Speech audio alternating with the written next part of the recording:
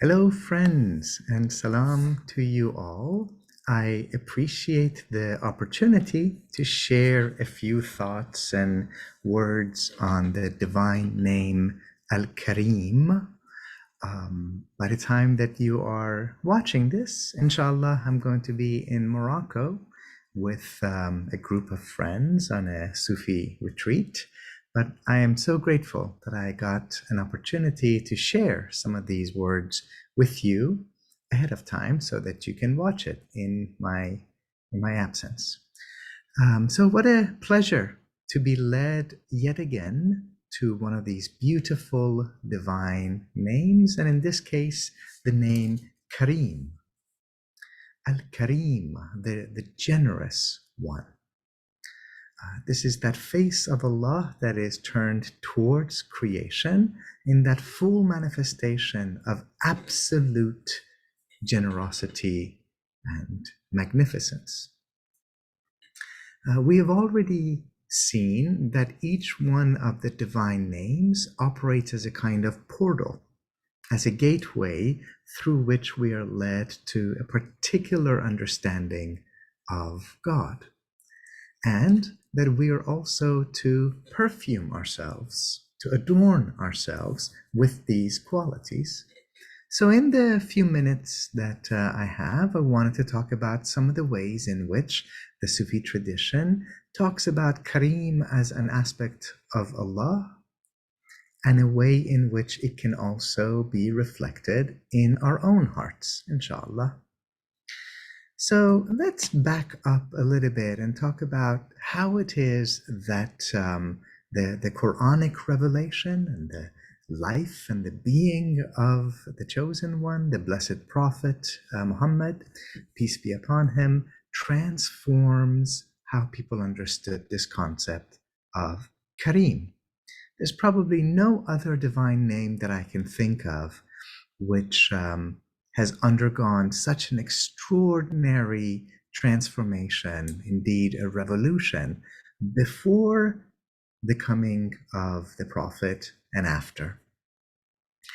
So many of us who have had the great fortune of traveling in this part of the world, in North Africa, in the Middle East, in South Asia, people oftentimes talk about the extraordinary experience of hospitality and generosity. It is not at all uncommon to start a conversation with a shopkeeper or someone that you meet, and then to be invited to their home for a meal. And in fact, in a not too distant bygone era, people would just show up in villages and knock at people's door and say, I am the guest of God. I'm a traveler and I need a place to stay. And people would take you in and perhaps even offer you their own bed. Now, this kind of generosity, this kind of hospitality, surely has gone a long ways towards making us feel more welcome, more at ease, more loved, indeed. And before the time of the Prophet Muhammad, peace be upon him, this concept of generosity was one of the ways that pre-Islamic Arabs would impress on you their nobility. So they did not have an understanding of the afterlife. So they did not necessarily believe in doing things that would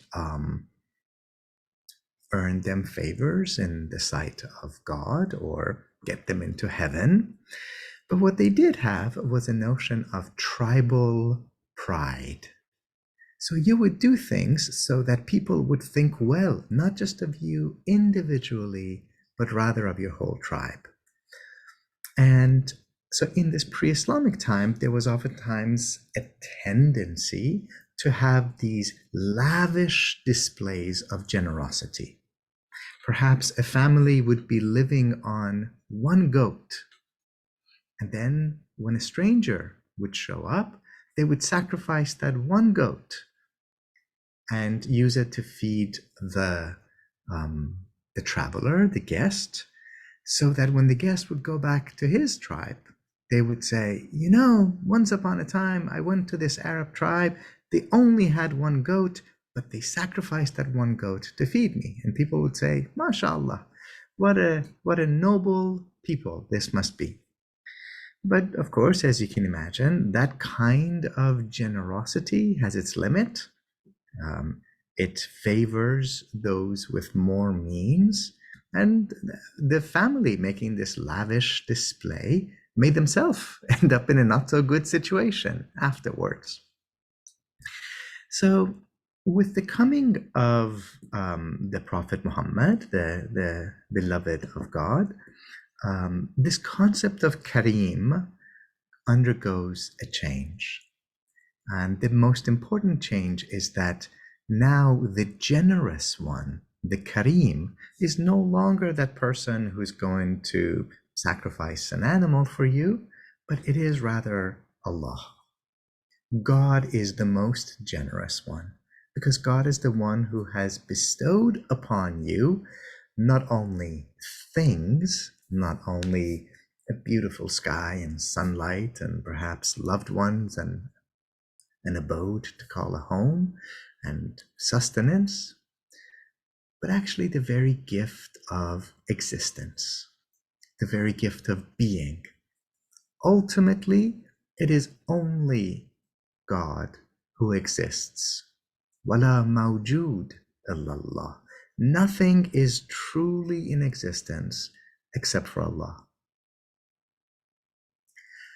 And through this act of generosity, God shares the gift of being, the gift of existence, the gift of wujud. It's the ultimate gift. This is in fact what Imam Ghazali says in his book on Asma al Husna, which is translated beautifully into English as the 99 beautiful names of God, al-Maqsad al-Asna fi Sharh Asma al Husna. And he says two things about the name al-Kabir, the generous one. Excuse me, al-Karim, the generous one. And he touches on this notion that the existence is something that comes from God. So in under the name al-Kabir, the great one, he says the following: his existence is that existence from which emanates the existence of every existing thing. See how he's playing with language. God is the one from whom existence pours forth to all existing things. And therefore, God is the one who is the most perfect. The most perfect. So you see a kind of transfer here of qualities that we used to associate with the overly generous, heroic, virtuous, gift-giving person, but now this is transferred to Allah, to God. So under the name al-Karim, Ghazali says, now the one who combines all of these qualities of forgiving, even though they have the power to punish, to satisfy people's needs, the one who unites all of this in himself is the absolutely generous one. And that belongs to God alone. May he be praised and exalted. So a notion of associating God as the ultimate Karim. How does that come to impact us as human beings? Well, again, in the context of the Quran, the notion of Karim or generosity is changed, is transformed, it's internalized. It's no longer about a lavish display of gift giving, but inna akramakum indallah atqakum. The most Karim of you, the most generous of you, is the one who lives with the greatest awareness and consciousness of God.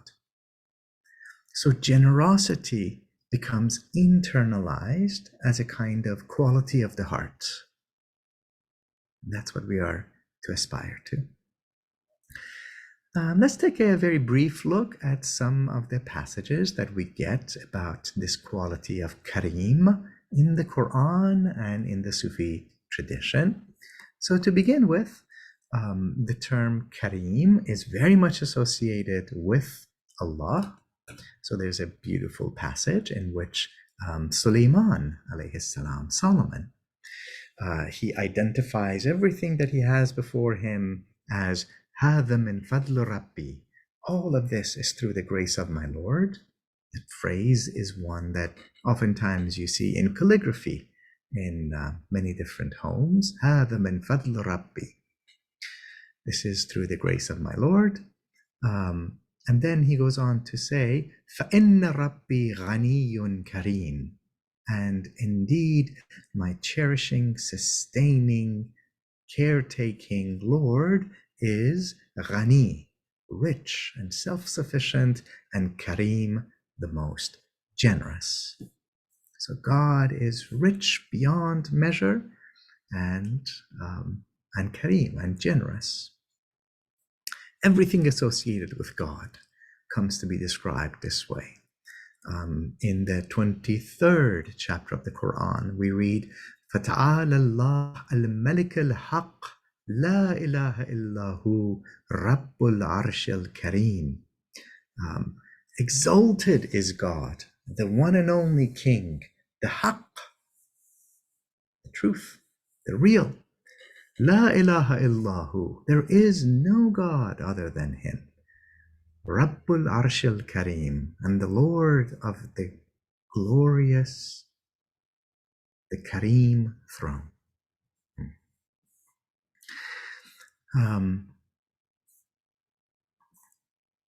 Of course, in the very beginning of Revelation, the very first verse of the Quran to have been revealed to the Prophet Muhammad, with that cosmic, thunderous call of Iqra, read, recite.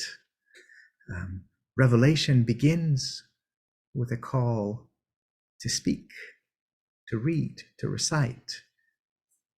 That resonation, that melody. Iqra. Iqra bismi rabbika alladhi khalaq. Read in the name of your Lord who created. Khalaq al-insana min alaq. God created humanity from something that clings in the embryonic state. Iqra wa rabbuka al-akram. Read, and your Lord, your cherishing, sustaining Lord, is not only Karim, He's the most Karim. He's the most generous. So, human being, what is it that has lured you away from this generous God? So, Revelation begins by calling us to this aspect of God as the generous one. And indeed, this Karim, this generosity, and the response to generosity leads to a kind of dignity and honor. So there's a beautiful passage in the Quran that talks about that innate dignity that each and every single human being has by the virtue of being human, by the virtue of having the breath of Allah breathed into us. There is something of God in each and every person, that divine spark, which is at the heart of every mystical tradition. We do not so much have to find our way to God. That thing of God, that breath of God, that light of God is already in us. So it's a matter of unearthing what is already with us. And so we hear in the Quran, لَقَدْ كَرَّمْنَا بَنِي آدَمَ. We have indeed generously honored humanity. Right? This is a very close linkage between God's generosity and the honor, the dignity, the worth that every human being is entitled to. We're told that one day the prophet was sitting on his pulpit and he was sharing some words, and he talks about the day of resurrection. He comes back to this notion of the Karim, and he says, on that day of judgment, everything will be in the hand of God. And he moved his hand forth and back, and he said, this is the way that God glorifies himself. And God says, Ana al-Jabbar, Ana al-Mutakabbir, Ana al-Malik, Ana al-Aziz, Ana al-Karim. I am the all-powerful. I am the self-magnifying. I am the ultimate king. I am the almighty. And I am the Karim. I am the generous one. And we're told that everyone who was sitting there saw the pulpit shake as the prophet was speaking these words. Of course, the divine qualities do not stay localized to God. And one who becomes receptive to God becomes perfumed by these qualities. So, as the embodiment of that mature human being, that full human being, that human being who has figured out what it is to be like the moon, receiving the light of the sun, symbolized in all the prophets and all the illuminated sages. We see in the Quran that the Habib, the prophet, is called Rasul and Karim. Right? And at one point, the Quran is said, it is said of the Quran on two occasions, the 69th chapter and the 81st chapter. Innahu laqulu rasulun kareem. This is the word of a noble messenger, a Kareem messenger. Might refer to Gabriel, might refer to the Prophet Muhammad. Well, just so we don't go on and on too much, let me end with a short meditation on what perhaps our most helpful Sufi commentary on the divine names. This is the work of Sam'ani, Rawhul Arwah, which we've used in every single one of these sessions. It has been translated very helpfully by the great scholar William Chittick as the repose of the spirits, the repose of the spirits. And I'll read for you a couple of short passages from what Sam'ani says about it. He starts out in his meditation on God's quality as Kareem, and he looks at it from the divine point of view, right? This is that shifting of the perspective, that rising above ego and looking back on yourself from the divine lens. Pir Vilayat, of course, talks about this. And Sam'ani speaks from the divine point of view on how it is that God has already linked himself to us. And he says, my servant, my devotee, you call upon me once and I respond to you. It is disloyalty that I call upon you 1,000 times, and yet you do not respond to me. Right? Remember the conversation that God has with the early Sufi Bayezid. Bayezid says, oh Lord, I've been looking for you for 30 years. And God says to Bayezid, I've been looking for you since before there was a thing called time. It is God in search of humanity, not just us in search of God. And then Sam'ani quotes this verse from the Quran, so let humanity respond to me, to God. And he says, he goes on to say, one time I said to your ancestor, Adam, alayhi salam, get out, leave this heavenly state. But I've said to you 1,000,000 times, return. That's generosity. The Arabs didn't have a number greater than 1,000. So when they wanted to say a million or a gazillion, they would say alf, 1,000,000. 1,000,000 times, 1,000,000 times I've said to you, come back. In other words, that divine call of return, come back to me, is not just said once. It is a call that is repeated in every breath.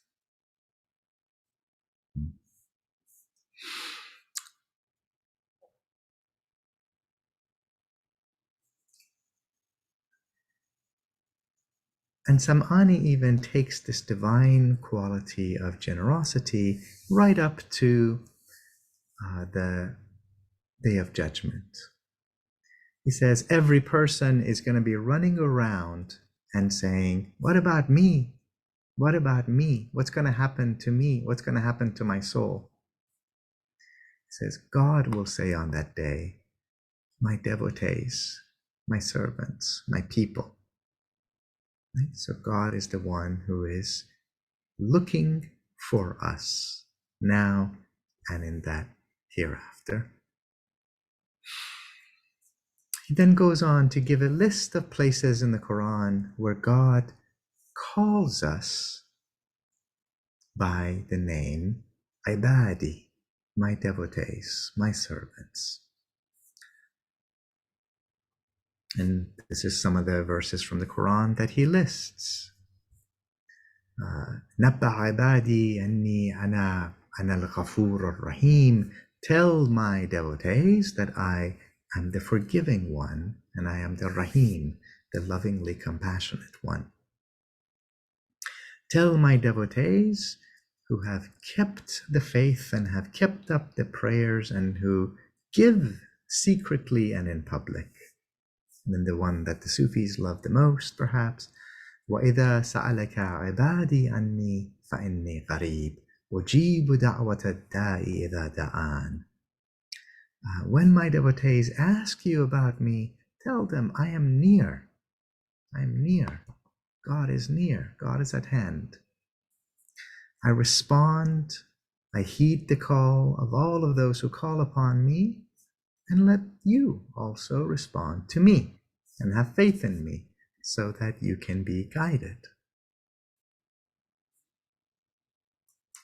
And if you have found yourself on this path and you've lost heart, if you've lost hope of finding your way to God, and you feel like I've been on this path and I'm not getting anywhere, Sam'ani has a verse of the Quran for you that relates to this quality of God as the generous one. قُلْ يَا عِبَادِي الَّذِينَ أَسْرَفُوا عَلَىٰ أَنفُسِهِمْ لَا تَقْنَطُوا مِنْ رَحْمَةِ اللَّهِ إِنَّ اللَّهَ يَغْفِرُ الذُّنُوبَ جَمِيعًا. Tell my devotees who have wronged your own souls, never give up hope of my mercy, because God forgives sins altogether, and he is the forgiving, the compassionate one.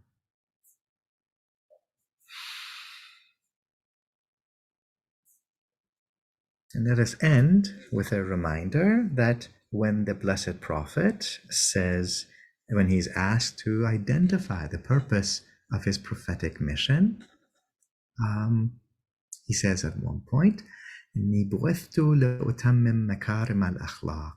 I was sent to bring nobility to manners. I was sent to bring that dignity and nobility to your nature. And those words, makarim, shares the same root as generosity. This is God's ultimate act of generosity, that God is generous towards us. He shares being and existence. He shares forgiveness. He calls upon us to return. And he sends us these illuminated prophets, messengers, and sages who were sent to generously call us back home, to ennoble us, to share that dignity with us. So let us end with 11 times calling on the name Ya Karim. And we'll do it in the name Ya Karimu, the evocative, calling on Allah through that portal, that face of generosity. Bismillah ar-Rahman ar-Rahim. Ya Karimu, Ya Karimu, Ya Karimu, Ya Karimu, Ya Karimu, Ya Karimu, Ya Karimu, Ya Karimu, Ya Karimu, Ya Karimu, Ya Kareem.